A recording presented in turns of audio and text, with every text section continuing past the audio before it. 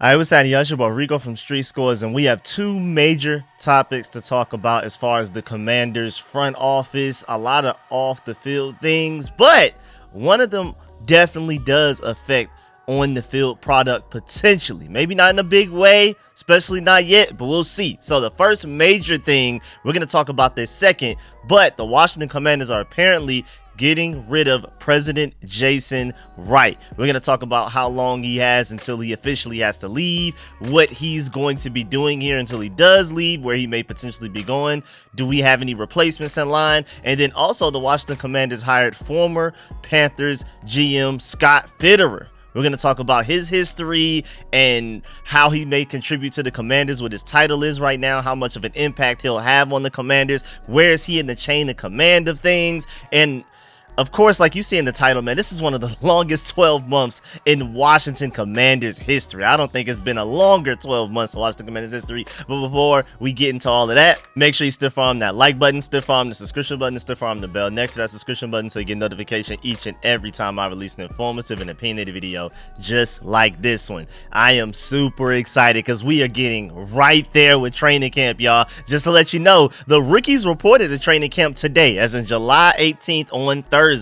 The rookies are already there, and then the veterans report the 23rd, and I believe we start practice officially the 24th. But again, Jaden Daniels is already back in the DMV. He's no longer in Cali out there with Brandon Ayuk or with CJ Stroud and Bryce Young and those guys. So we are really in the full swing of things, and of course I will keep y'all updated on every training camp practice that we have access to. I'll upload the clips for y'all to see what happened in practice, and I'll also do breakdowns for every position group and all of that. And let's go ahead and dive into this video right now, though. Let's get it.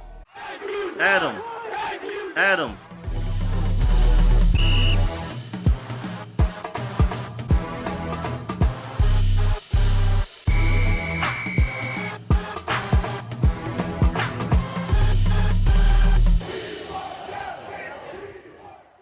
All right, so first of all, let's go ahead and get this out the way. We're not going to spend too much time on it, but I do want to do like an entirely thorough dive into this Scott Fitterer situation. So the Washington Commanders have hired a former GM from the Panthers in Scott Fitterer, and shouts out to Dean Jones of Rico's Rag because he brings up a lot of great points in this article breaking down the hiring and why we got him and things like that. And so let's just go in straight from the article. He said the Commanders hired Scott Fitterer as a personnel executive.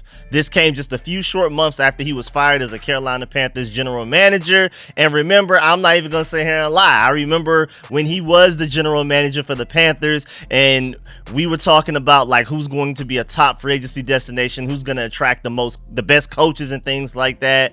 And I was saying that, I mean, look at the Panthers GM. He's not good. And the next thing you know, he gets fired. And I'm laughing at the Panthers for him getting fired and things like that and pointing out how bad of a GM he was. Now, fast forward months later, he is now our personnel executive. He's not playing a big role, and so of course a lot of people are worried, because even me, I mean, I'm again one of those people that laughed at with the job that he did with the Carolina Panthers, even though, I mean, what can you really do with David Tepper over your shoulder? It's kind of similar to what can you do with Dan Snyder in the way.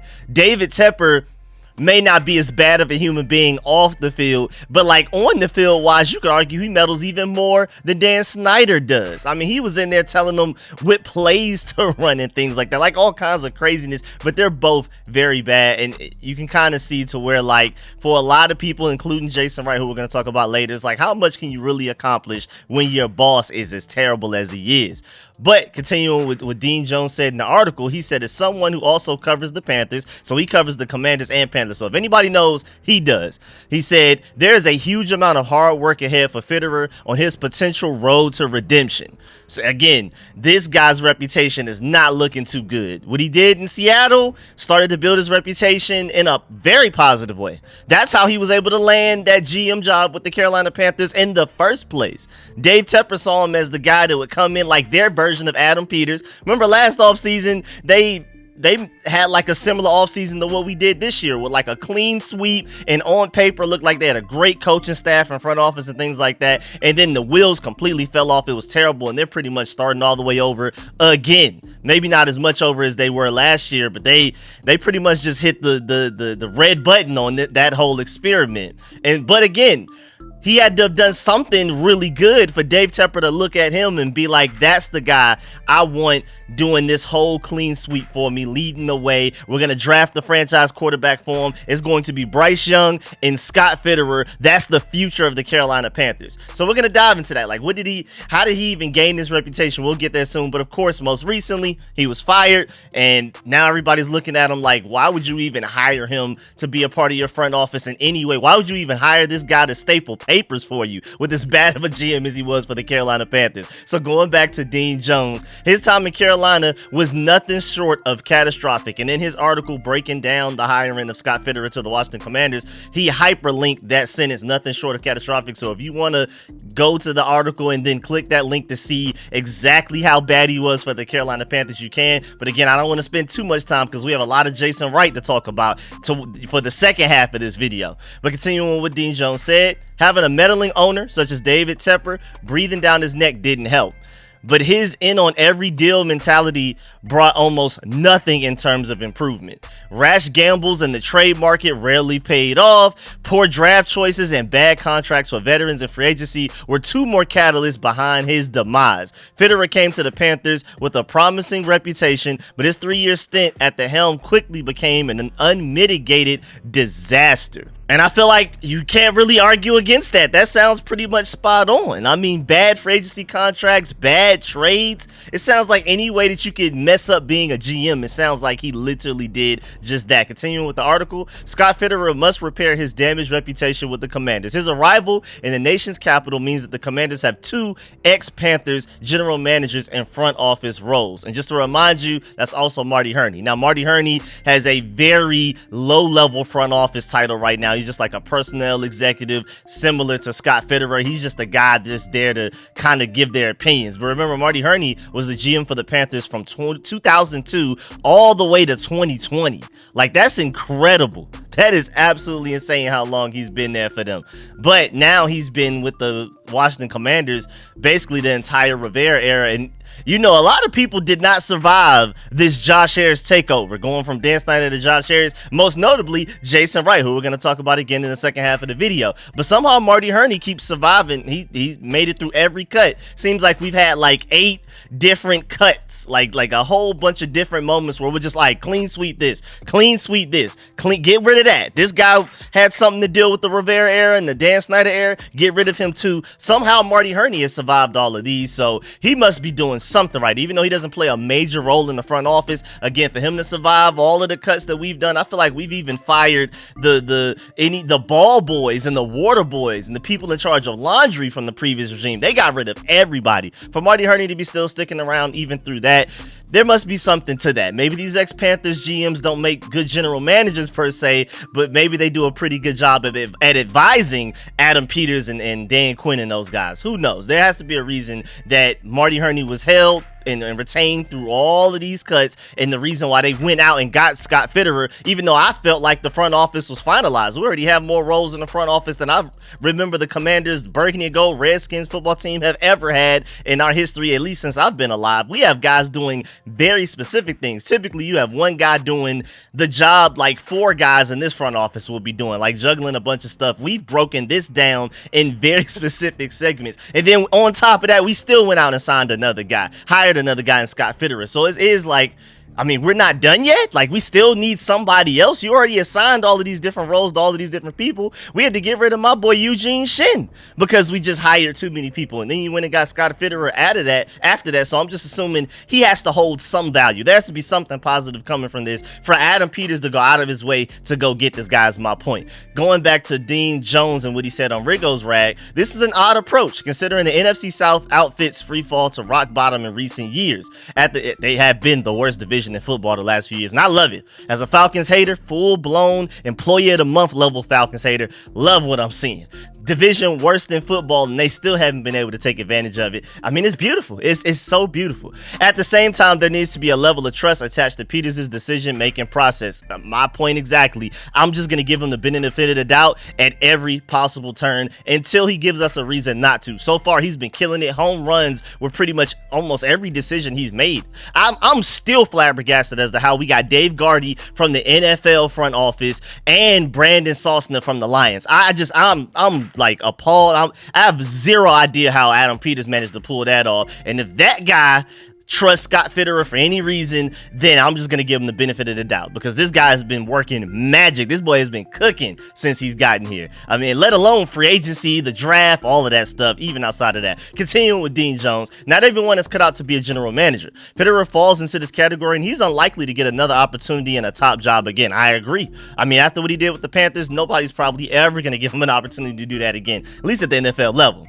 However, there's a reason why he was highly touted enough for the Panthers to give him a shot. My point that I made earlier. This is something the Commanders can benefit from as part of their new cohesive ethos going on in the front office. Fitterer is a respected talent evaluator, or at least he was before things turned sour in Carolina. So his time in Seattle, apparently that's what he was known for the best. That's why he ended up getting the GM job with the Carolina Panthers. That's why Dave Tepper looked at him and was like, I want you to be the GM of my future Carolina Panthers that I want to win Super Bowls and things like that. And his calling card, that when in doubt, Scott Fitterer could at least do this, that was talent evaluation. And that's what Adam Peters is more than likely bringing him in to sort of help with. Even though we already have a lot of different scouts, we have a lot of different people who are great at talent evaluation in the front office already, they wanted to add another one. I'm not mad at it. And just to remind you, he's a former Panthers GM, but he spent most of his time, most of his NFL career in Seattle and helped build that. Just remember that. So focus more so on his time in Seattle as a talent evaluator than his time in Carolina as a GM, because the Seattle track record not only is way better than the Carolina track record. Of course, we just kind of want to throw that Carolina Panthers one away now that we've hired the guy,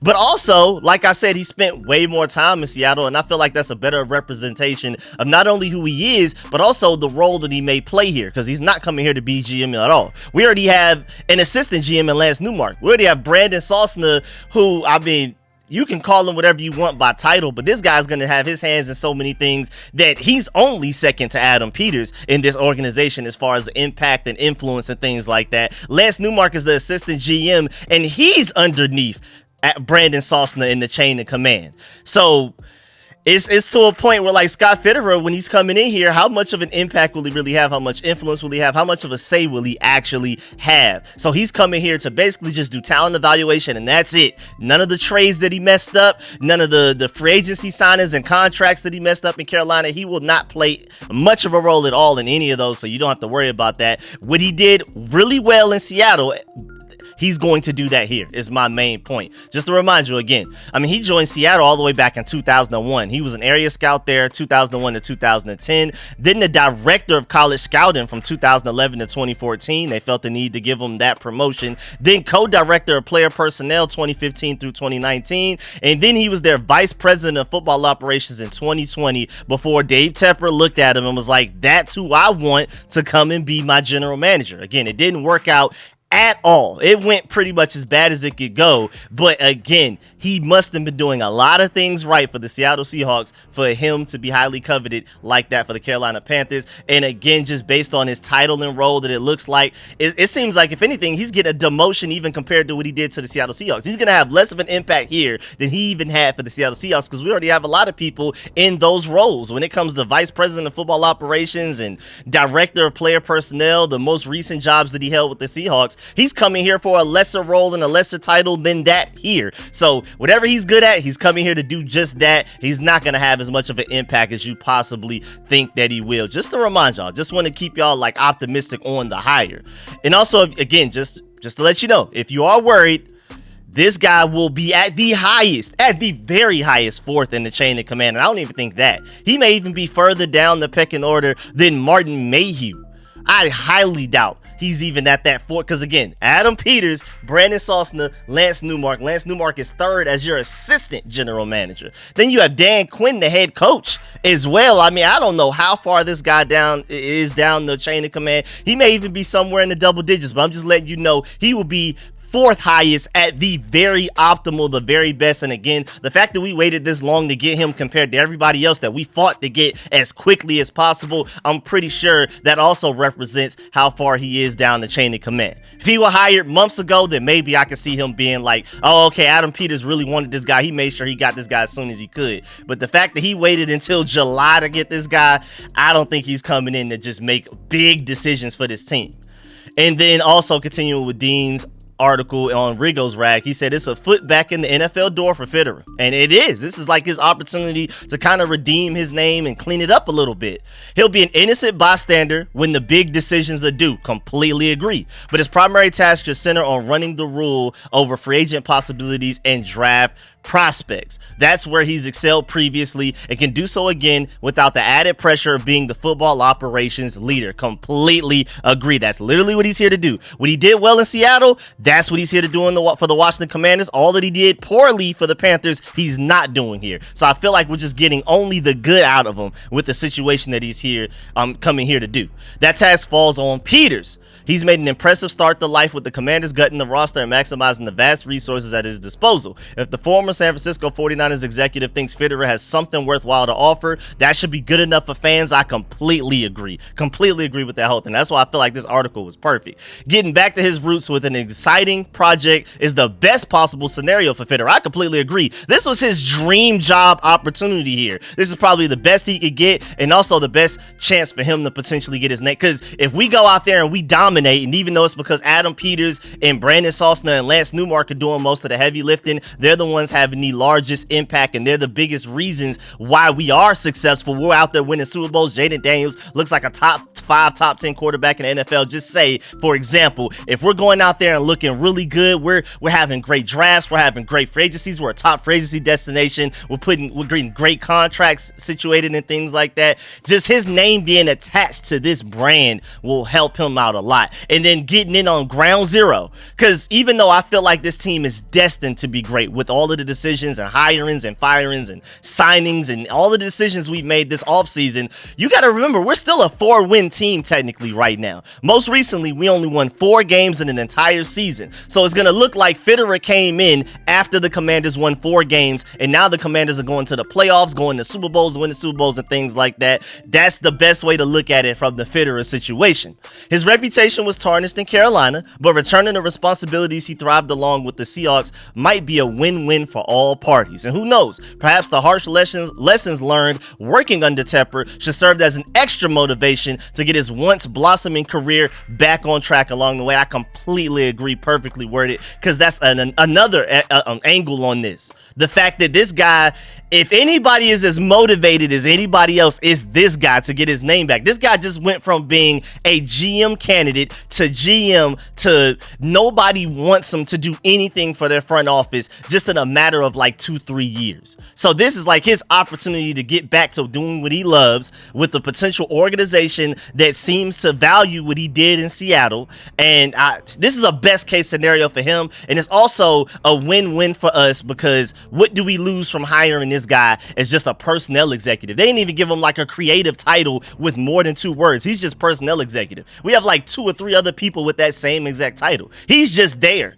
basically, but he may be able to, like, he'll probably catch something that maybe Adam Peters, Brandon Sosna, and Lance Newmark may miss. They're not going to catch everything. He's here to be that additional eyes, that additional thought, and additional opinion. And hey, man, y'all may want to check this out. Y'all may have missed this here when it comes to scouting college players, scouting free agents, seeing who may potentially fit our systems and things like that. You just never know. So that's just another guy that can come in with relationships and shake hands with people to potentially get us in the doors that we couldn't without having Scott Fitterer here. Again, it's just all the gain and nothing to lose. It's a big all the gain, nothing to lose situation for us. So I love the hire. It's not like I'm saying I love the hire because it's going to potentially be extremely beneficial. I more so just love the hire because we can't lose anything. We only have the gain in this situation. So I love it. And now for the reason why most of y'all are probably here. Now we got to talk about Jason Wright. So breaking news.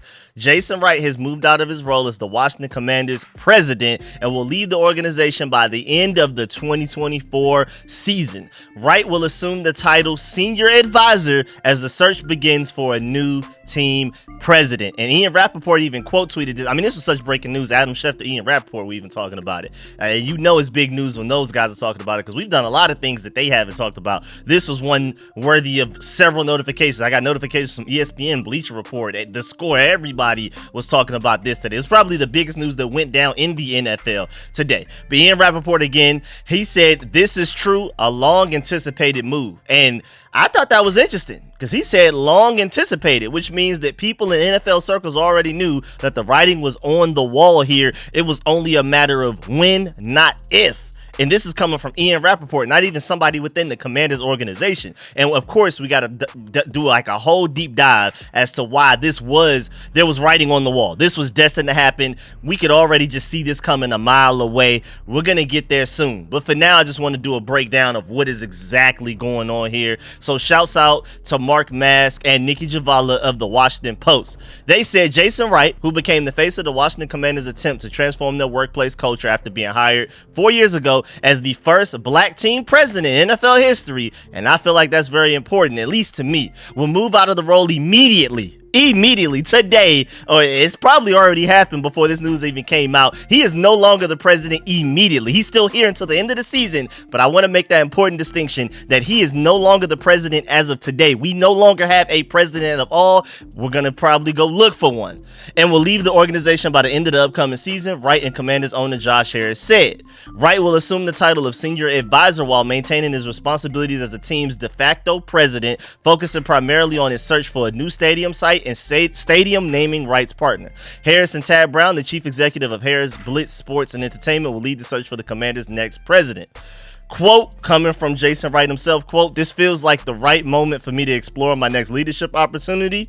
I'm extremely grateful to my Commanders colleagues, our fans, and this opportunity and the community for all that we have accomplished these past 4 years. And I'm looking forward to start of a very successful season for the Burgundy and Gold," unquote. And then the article goes on to say Wright, whose previous contract was set to expire next month anyway, the contract was on the way out. And this is what I was wondering when the whole Green Bay Packers situation came up, but we're going to talk about that later. I was wondering about the contract. Like, when is this guy's contract end? It has been about 4 years, so was he on like a 6-year deal or something, or is he potentially on the way out anyway? But now we know that the contract was officially supposed to expire next month anyway, and they pretty much are just gonna keep him along until the end of the season, give him like a very short extension, and I guess accommodate him for that time, but they're not about to give him a whole new contract or anything like that at all. According to two people with knowledge of his terms, met with members of the team's business staff Thursday afternoon to inform them of this pending exit.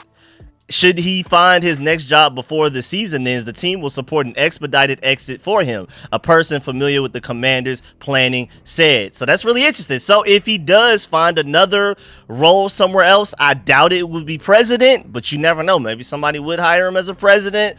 If he does, then the Commanders are perfectly fine with being like, go ahead. You do not have to finish out this season. We'll let you finish out this season if that's what you prefer to do, but we're not going to hold you here for ransom. If you find somewhere else that you want to be, you can go ahead and get, type of thing. Josh Harris said, quote, "Jason has made a remarkable impact on the Commanders organization since he joined 4 years ago. He stepped in at a time of immense challenge and has led this organization through an incredible transformation that set the stage for everything that is to come. I am extremely grateful to Jason for his partnership to me and the rest of the ownership group over the past year. His guidance has been invaluable and his leadership has helped reshape our culture," unquote.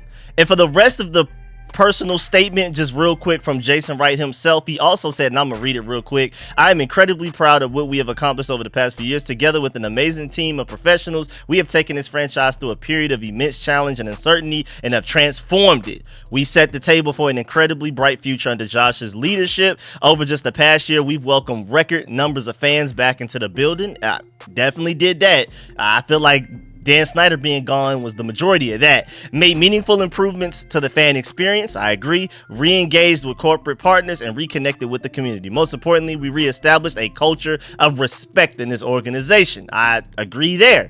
It wasn't like the best respect, but there was some, and we had none before this new era the past couple of years. And of course, now it's just like reached new heights with Josh Harris and Adam Peters and this new regime that came in with Brandon Sosna and these guys. "Given all of those accomplishments, accomplishments. That's why I'm proud to announce that I will remain with the team throughout the 2024-2025 season with the same responsibilities. In particular, I look forward to helping the organization complete its new stadium deal. So he emphasized the stadium deal part. That's literally what he's doing. He's here for stadium stuff. That's basically what he's doing right now.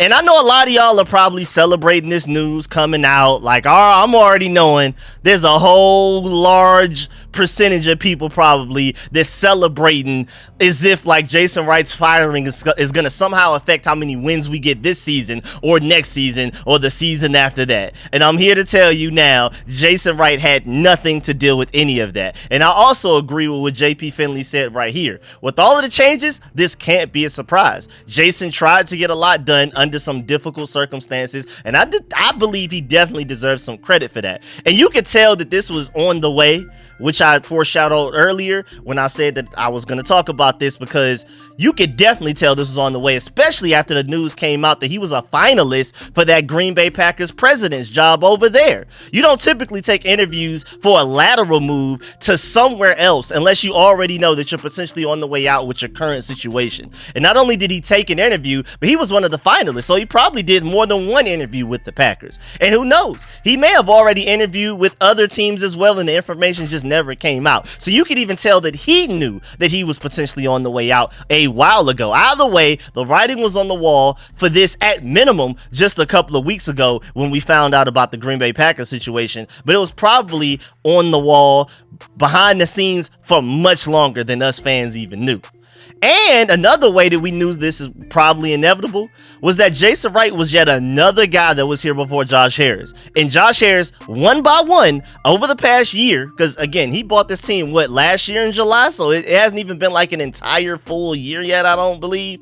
But over just this past year, and this feels like the longest 12 months in Washington football history, at least in my lifetime. It's incredible. But he's basically been getting rid of everybody who dared to be here working for the Burgundy and Gold before he got here.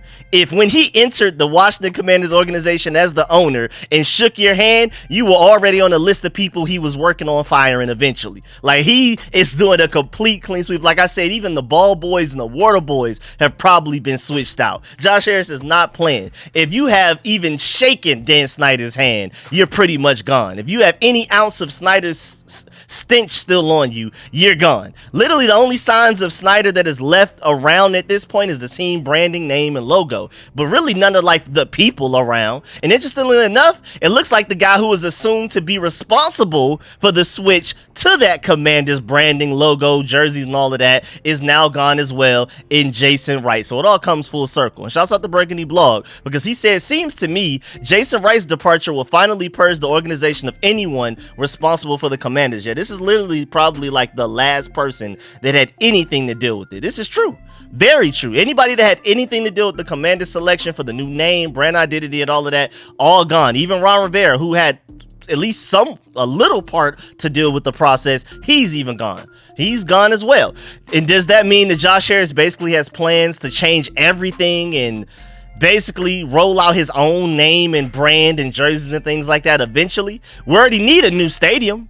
And we even need a new sponsor for the current stadium right now. Remember that FedEx got up out of their sponsorship contract with like an escape clause a couple of months ago. They were just looking for a way out. And again, that's what Jason Wright is literally here to do until he officially leaves. All of the stadium stuff, current stadium, next stadium, all of that type of stuff. And so I think people really do forget about the fact that we're no longer FedEx Field. I feel like a lot of people are going to be shocked and surprised when we get to week 1. Just watch. But again, with all of the other chaos we've had going on this offseason, we've pretty much completely purged the previous regime from the entire front office to all of the coaches to all of the players. Basically, we even lost FedEx Field, and again, I feel like that was a very underrated part of this transition.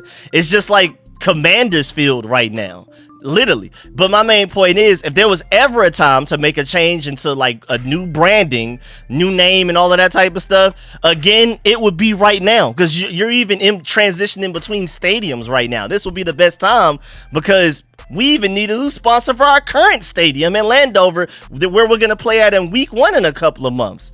But I don't think it is a priority right now, so don't get your hopes up. But my point is, there's a wide open opportunity right now if you do want to make that big time switch.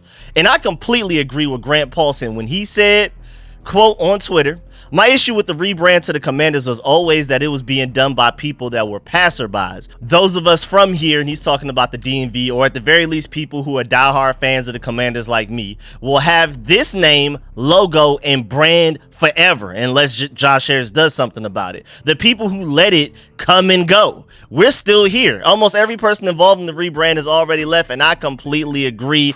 I just feel like it is insane that we let people that didn't even seem like they would necessarily be long-term staples in this organization be the ones that made the decision of something so long-term as the brand, the name, the jerseys, the logo, all of that type of stuff. It is insane. And I'm not even a person that really even hates the Commanders name and brand, because first of all, one, there's way worse names out there throughout the NFL that we just accept because they've been around for so long. We're just so used to them now when people act like the names aren't terrible. But Commanders is nowhere near like the worst name in the NFL. People just act like it because, oh, look, it's the new funny name. It is a lot more terrible names out there. And then number two, another reason why I never really hated this brand and the whole switch up that we did is because I highly doubt that they will ever cater to my preferences anyway. I highly doubt that they will ever rebrand it in the way that I would. They ain't never gonna cook it up the way that I would want to, or people like me would, in any type of way that I would personally love and attach myself to. So I've always just really been nonchalant about the entire process because I'm more than likely not gonna love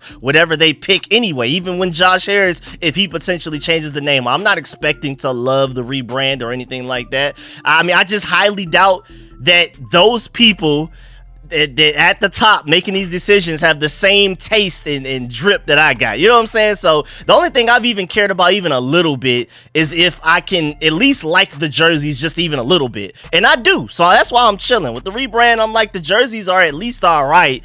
I can rock with those. They aren't perfect, but they smooth, you know what I'm saying? They straight. So back to Jason Wright, though. There's two sides to this situation. There's the negative side, of course, on one side. If he is truly responsible for the rebrand rollout, especially like how we like, not even just the rebrand itself, like the name, the logo, and all of that stuff, but how it was like rolled out, how it was communicated to the fans, and how like anticlimactic it was, and then especially the Sean Taylor debacle with honoring him. If he was responsible for those things, then that is really bad. Those were bad, but at the same time, none of that has to deal with anything on the field. So I still don't understand why people were just extremely angry with Jason Wright, like beyond reason. But I understand the Sean Taylor thing was crazy. That was probably the worst part to me. But even then, I mean, it's not like anything he had any influence on had anything to do with why we were losing. So I still don't understand the level of anger that people had. I understand being disappointed. I understand even being angry, especially with the Sean Taylor thing. But the level that people reached, I feel like it's completely unwarranted. And so which takes me to the other side. First of all, in the positives of Jason Wright, and also kind of, giving him some type of sympathy as far as like all of the bad that went down since he was here. First of all, him being the first black team president in NFL history is legendary stuff. I don't care what y'all say. We already have Doug Williams being the first black quarterback to start in the Super Bowl and the first black quarterback to win a Super Bowl as a starting quarterback. That's two birds, one stone right there. And then we were also the first of 32 NFL teams to finally hire a black team president. And I'm definitely proud of that. I don't care what anybody else thinks. That matters. It may not matter in a lot of people's worlds, but it definitely does in mine and my peers and my family. So I don't care what a lot of people think. I'm happy that we made the hire at least. And I also agree with these few tweets here. First of all, my dogs at Tan Top Podcast bring up a good point. They said, we saw it coming, but it's still sad to see Jason Wright go after this season. He's always been a very down-to-earth and straightforward guy. I know people hate him because of the rebrand and the Sean Taylor 21 memorial stuff, but I'm positive he was doing all of that stuff with one hand tied behind his back. We got to have sympathy for this guy working under Dan Snyder. Then my boy Disco brought up a good point. Well, some of y'all got y'all wish. He has some missteps, but in his short time as team president, he navigated the organization through some of the toughest years under Dan Snyder. Remember, no one thrives under Snyder. He always was nice to me when I saw or talked to him. I wish him good luck. And then he continues on to say other things. And then you also have Shelly at Shells, 81 said Jesus Christ himself wouldn't have thrived under Snyder and all of that BS. Jason tried, and for all of those saying he failed, you don't know how much hard he worked. How much he was out there talking to fans, on the phone talking to fans. He took so much time. He really tried. And I feel like that's like a big constant similarity and common ground for the people that supported Jason Wright. I feel like people that are the closest organization, like the people that go to the games, the people that are like active and involved in things like that have actually spoken to Jason Wright in person or at least over the phone. I feel like those people like him more than just the average fan out there that is just only seeing everything from the outside looking in rather than to be on the inside seeing everything behind the scenes. It seems like everybody, the closer you are to the organization, the more people appreciate what Jason Wright was dealing with and going through and how great of a person he was, taking so much time out of his day to talk to fans and things like that. So it just completely depends on, I guess, what point of view you're standing from. But even me being from the outside looking in, I understand that it's really hard to get anything done with Dan Snyder as your owner, and then that whole mess with even Ron. I appreciate Ron Rivera and everything he did, but that wasn't a great situation with him and Jack Del Rio. I mean, we had problems left and right. Poor everybody that had anything to do with the situation. Also, shouts out my boy Jay at Redskin Colt. He said Jason Wright was a better team president than Bruce Allen, but that is a very low bar. I can admit that. We could do better, and I'm excited to see who Harris and company find as a new president. I agree, but I just feel like there's just unnecessary levels of hate being thrown towards Jason Wright. But he doesn't care. He probably chilling. He got his money. He out the way like, hey, man, I'm good. I can't wait to see what he gets next. And then you have my boy at J Daniels MVP, who did a survey and asked Commanders fans, and it ended up with 748 votes. What grade would you give Commanders team president Jason Wright during his tenure? And 40% said D/F. Another 37.7% said C. And then 16.2% said B. And then 5.9% said A. Again, F is crazy. Like, it wasn't that bad, man. It really wasn't. F is Bruce Allen territory. Just because of the Sean Taylor Memorial and the rollout of the brand, and y'all hate the name and stuff like that, which I don't think he picked. But even if he did, I don't see why people are that serious about it. But hey, y'all got a fan how y'all got a fan. I'm not here to tell y'all how to be fans, but just know I think it's absolutely insane how much y'all care about a lot of that stuff. And then speaking of what's next, going from what my boy at Redskins Colt said about finding the next team president and things like that, where are we with that situation? Well, like I said earlier in the video, Jason Wright wise, he will be here until the end of the actual season. Now, hopefully we go to the postseason. So what is that? For those of y'all that just absolutely hate him beyond actual logical reason, do you prefer to not go to the playoffs because that means Jason Wright has to stick around longer? Does the hate run that deep? Or would you prefer to go to the playoffs and then Jason Wright stick around longer? But either way, he'll be here until the end of whatever season we have, regular season, postseason, whatever. And in the meantime, he will be helping with the stadium search for the future stadium, and also help look for a partner to replace FedEx for the current Commander Stadium. And it sounds like that's really about it. Help us figure out what we're doing for the future stadium, and help us figure out who's going to sponsor the stadium that we have right now in Landover, Maryland. But then what about replacing Jason Wright? Who will be leading that search for the new team president? But you just can't not have a president. So that's definitely an important role that needs to be filled with the right guy, and hopefully as soon as possible. But more importantly, take your time and find the right guy. Don't rush it. It's not that serious. And Nikki Giovanni even tweeted herself, Josh Harris and Tad Brown, the CEOs of the Harris Blitzer Sports and Entertainment, will lead the search for the new team president. I'm not exactly familiar with Tad Brown and his history, but if Josh Harris trusts him to even lead his own separate business that he has with Blitzer, then I'm assuming this guy must know what he's doing.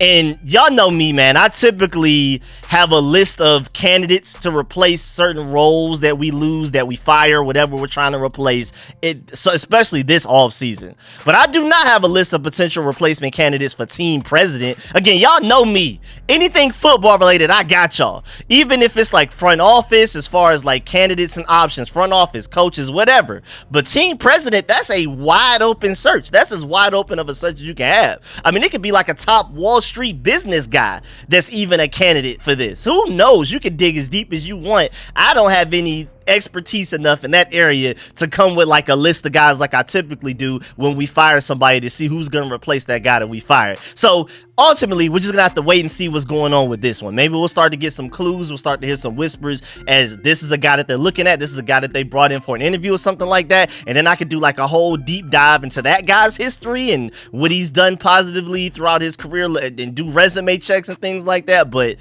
as of right now, I don't even know where to start. It could just be like a random entrepreneur who could be a candidate for this job. It could be anybody business related, finance, economic. I don't know. I don't even know where you really start with this. I mean, I guess I got this in the marketing because we're trying to do brand things, we're trying to do stadium things, but then you also need to have a little political side to you because of the whole Maryland, DC, Virginia situation. It'd be different if we weren't a team of the DMV. Like say if we were the Atlanta Falcons, for example, we wouldn't even need the political side because the stadium is for sure, without a doubt, going to be in Atlanta. It's not going to be anywhere else. So like this is a situation specific only to us, really, as far as like finding a new stadium, having a whole political side to it. So this is a really interesting, weird, unique situation that other teams in the NFL don't have to deal with. So whoever is brought in for the team president, you have to have a particular set of skills, basically, because this is a very unique situation and this search is wide open. So again, I'm sorry that I don't have a list of candidates for y'all. If y'all have any, please let me know in the comment section. Put me on the game,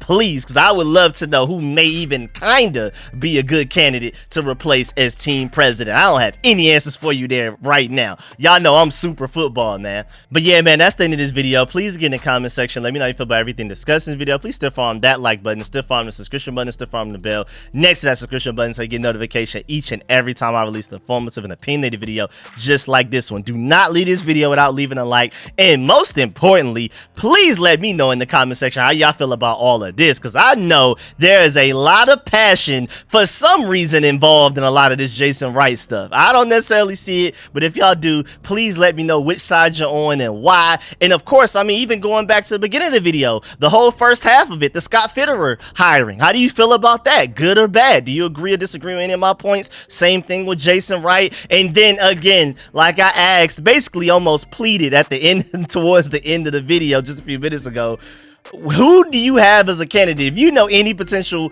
candidates for the new president job opening that we have now, please let me know that in the comment section as well. I'm gonna try my best to try to read and reply to as many comments as possible, but I really appreciate y'all, man. Y'all are the GOAT. I appreciate y'all staying patient with me, commenting on every video, even though I haven't had the chance to read all of them like I used to. Y'all know that used to be my thing, reading and replying to every comment, but I've just been super busy lately. I want to get back to that point, but we'll see. But again, do not leave this video without leaving a like, and let me know in the comment section how you feel about everything, whatever, with any thoughts that you have pertaining to these situations. And I really appreciate y'all. I'm gonna catch y'all later. I'm out.